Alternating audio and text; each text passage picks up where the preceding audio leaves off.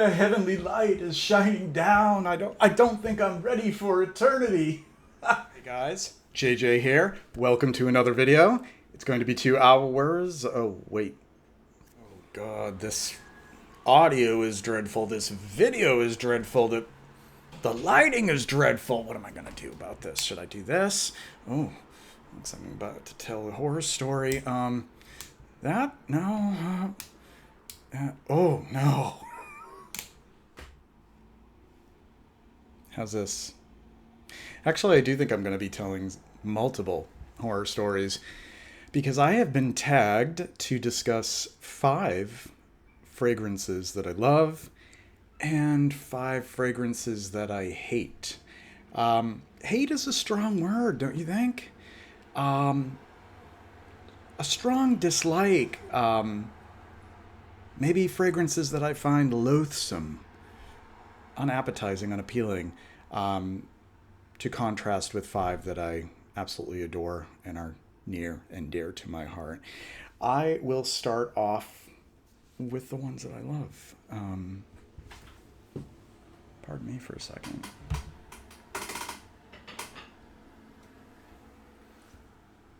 Here's Odermez. Odermez and I go a little ways back. I first discovered this whilst perusing in Colonial Drug, this wonderful store that is in Newton, Massachusetts. It was originally in Cambridge, in the legendary, historic Harvard Square.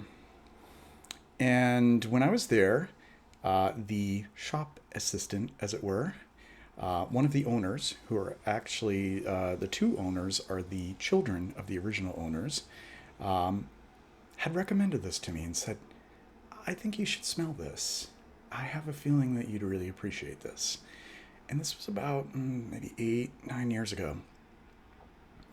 And I really didn't think much of it. I said, why not? Sure. Yeah, I'll give it a try. And she sprayed it on the strip. And I was immediately smitten by how there is some of this old world quality, but also it was my introduction to Edmund Rudnitska. I hadn't really known much about what contributions he made to perfumery and what a contribution this was. They say that it is to sort of evoke the interior of an Hermes bag. But I don't think that it is limited to that imagery or that scent association at all. I think that it is really a profoundly eyebrow-raising sort of fragrance in that it has this beautiful citrus, but there is this animalic leather. But it isn't the animalic that is overdone or has been overdone in the 21st century by so-called niche. This is the way animalic was before animalic was even a term really used in the general population to describe fragrance. I'm not going to regale you much further because I'm sure there are many opportunities. Hi there, Harley. Many opportunities for you to hear other people's thoughts on this, and I do actually have a review for it on Fragrantica/Base Notes. This is in my top 5. Next is one that isn't in my all-time top 5, but it is one of the 5 fragrances that I love. I would say this may actually be somewhere in the top 10 or near the top 10. This is Dominique Ropion, Une Fleur de Cassie. And Une Fleur de Cassie was a fragrance that I had first smelled visiting a Frederic Malle boutique in Soho, I believe it was, New York City. And I immediately recognized that there was a lot of Cassie Absolute. So Cassie Absolute is from a specific species of plant that flowers that isn't necessarily the mimosa that we're familiar with. There's actually two different ones. We have Cassie and we have mimosa. And I'm going to put up on the bottom the two different Latin names to give you the distinction. This is also discussed in my Fragrantica review, / base notes review, / posted on Instagram if you find the hashtag.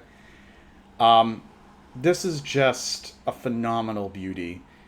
It really has this quality to it that's almost forbidden. Like it's something that you almost feel like you shouldn't smell like, or you shouldn't even smell. There's a rawness, there's an unctuousness, there's a animal magic to it, all through the usage of this Cassie Absolute by Rolpillon to such a large degree. And this is the second one that I absolutely love.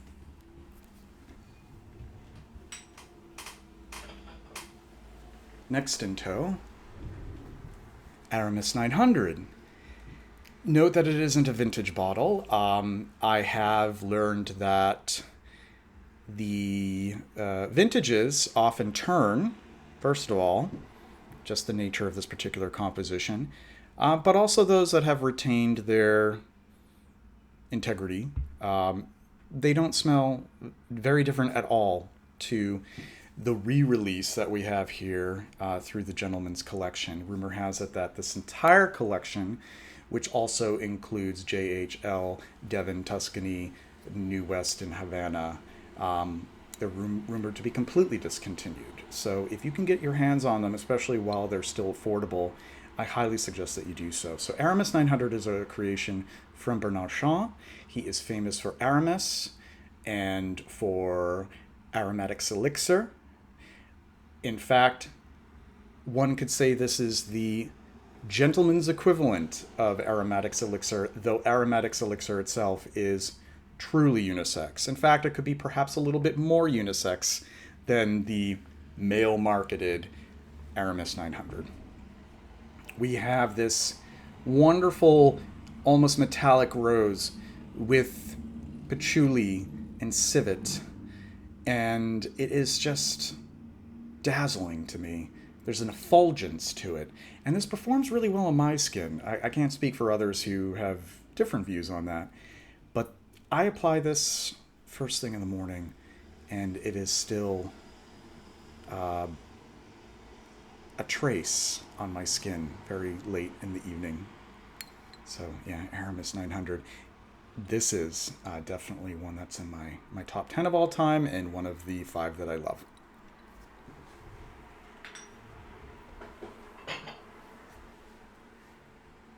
This, pardon the poor lighting, here we have Chypre Mousse, rather. I think I'm probably thinking of Loose by Serge Lutens, but this doesn't really have cinnamon in it. Chypre Mousse is a composition that was resurrected by the house of Oriza and Legrand. It was originally composed in the early 20th century. The house was originally active in the early 20th century, and it itself was resurrected.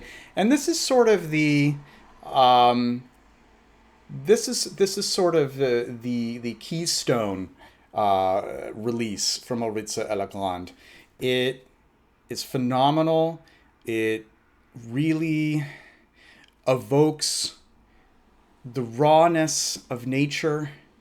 There is this melange of all these aromatic herbs and the earth and moss.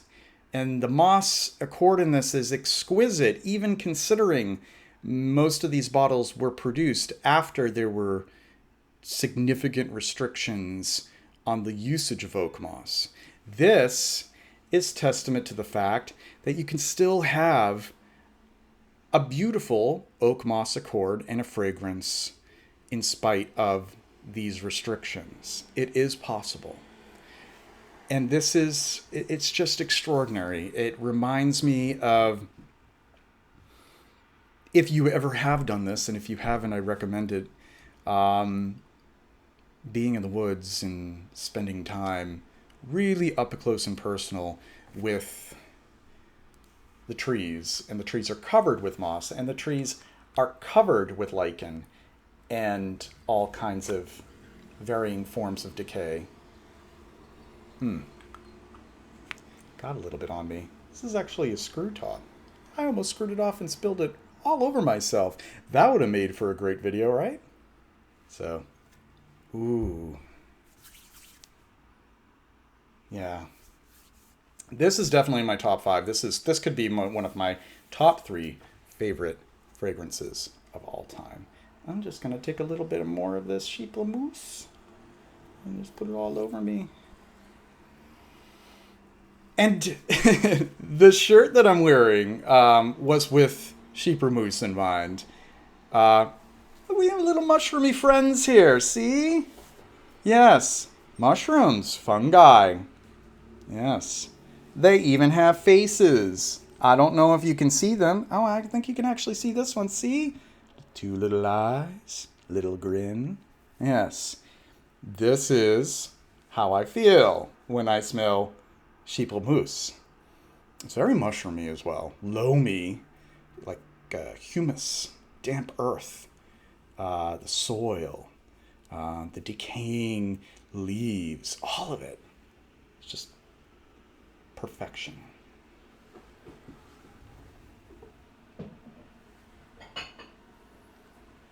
And lastly, out of the 5 that I love, this is Miller Harris, Rien. This was actually made with Jean Birkin in mind. And it is to evoke the interior of a library and perhaps some funny business in that library. And I don't necessarily go there all the time when I wear this and I smell it, but I could.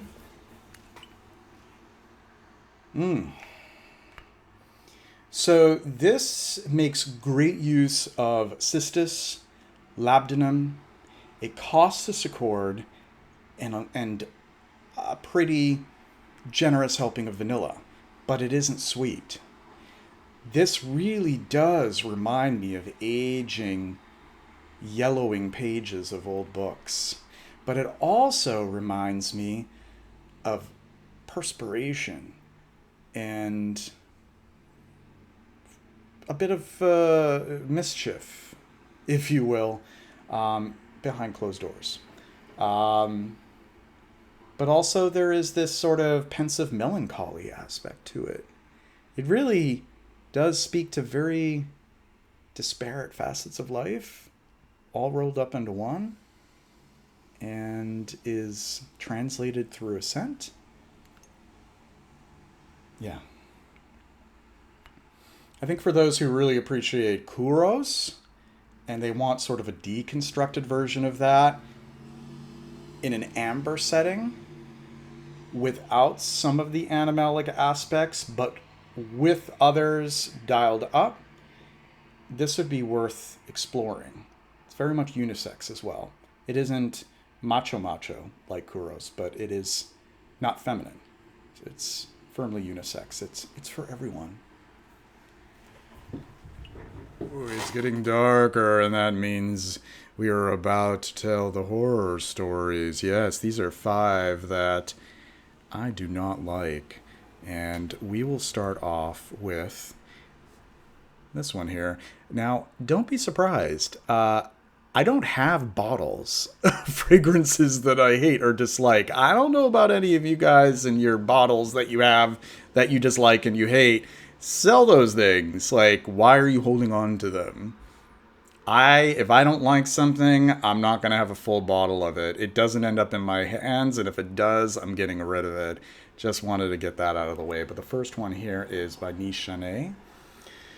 And this is by Miguel Matos, who I do respect and appreciate as a perfumer. However, I feel like he made a slight misstep here with Unudumom. Okay. So Unudumom, in summary, ooh, Unudumom is if an herb garden had a really serious case of both halitosis and swamp ass. And I'll leave it at that. The next one that we have here is Parfum Prissana by Savitri. Or the other way around, Savitri by Parfum Prissana. So Savitri, I really appreciate the ambitious and envelope-pushing quality to this perfumer's fragrances. But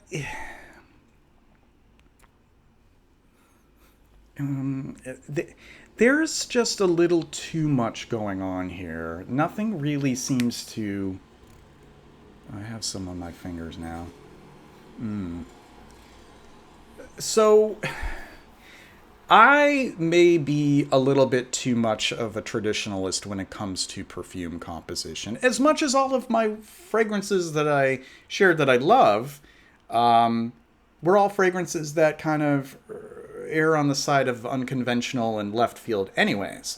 But to me, there's a difference between being unconventional and left field, pushing the envelope and being daring, and not having a good grasp of how certain fragrance notes and accords coalesce in a composition. And what I find here is that the fruitiness of it, the citrus, the lime, the tangerine, these very bright Hesperidic elements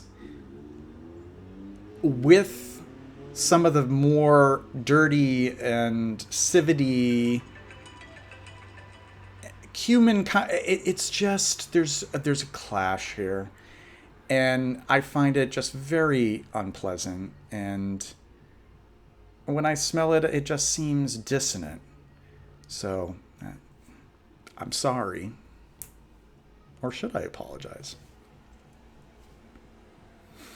Oh, God. This one is Marlou, and at the time it was called 50 milliliter d'ambiguïté. D'ambiguïté. Ambiguous? What I smell here doesn't seem ambiguous. It smells like pee. It smells like, oh, I got some on my finger as well. And it's mixing with the Savitra. Double no. Once again, you know, like I really know that there is this infatuation with animalics, and I love animalics. Some of my favorite fragrances do have animalic tones. I don't mind Uranus if it's sort of an underpinning, not when it's front and center. Here it's front and center, and no, it shouldn't be, because you want it to smell pleasant enough for others around you. Now, of course, some of us say, I just wear fragrance for myself. To hell with everybody else.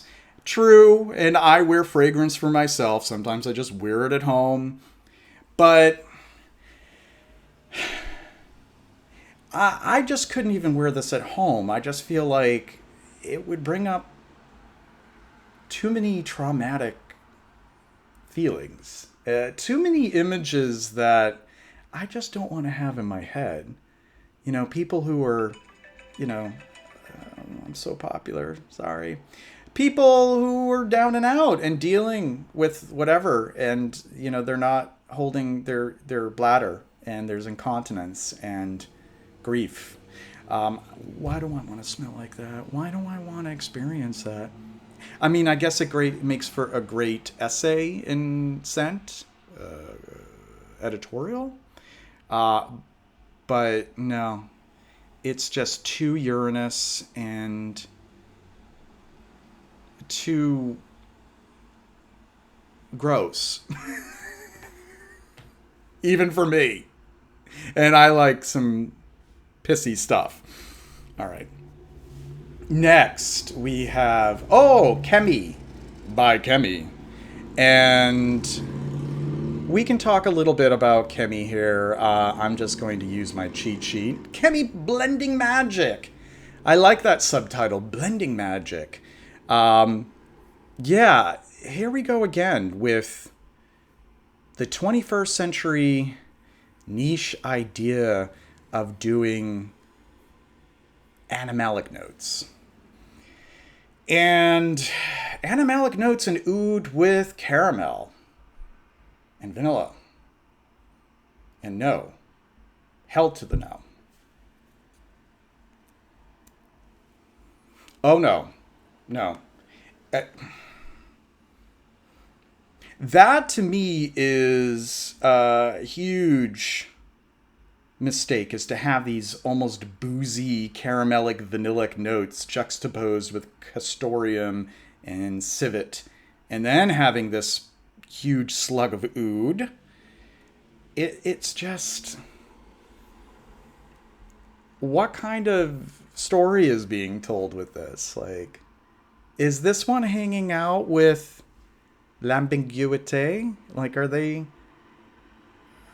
hanging out together? Or, you know, are they... I mean, I think both of them need to be in recovery. Okay. Lastly, is the Big Nothing Burger for a house that I absolutely adore. It's Serge Lutens. And I have been a fan for 14 years. But this one...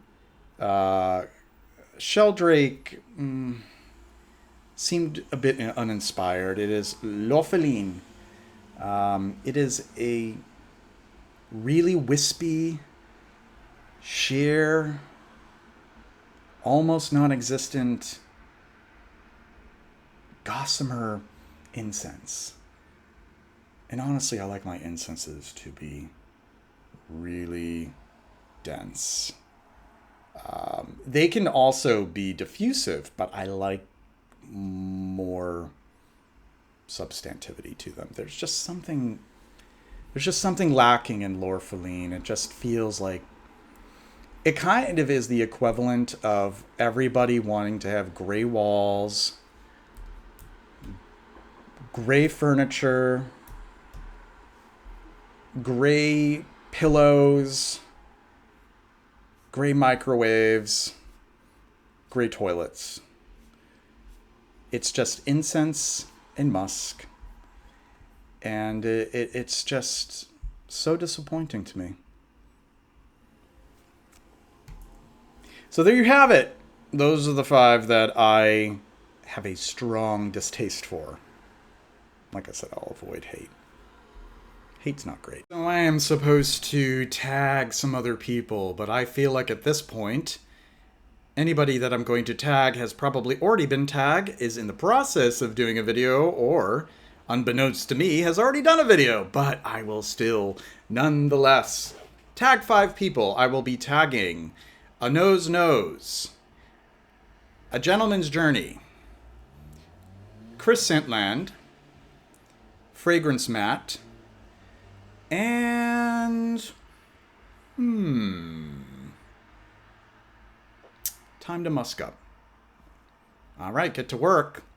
And until next time, please be kind to each other, be good to each other, and smell terrific.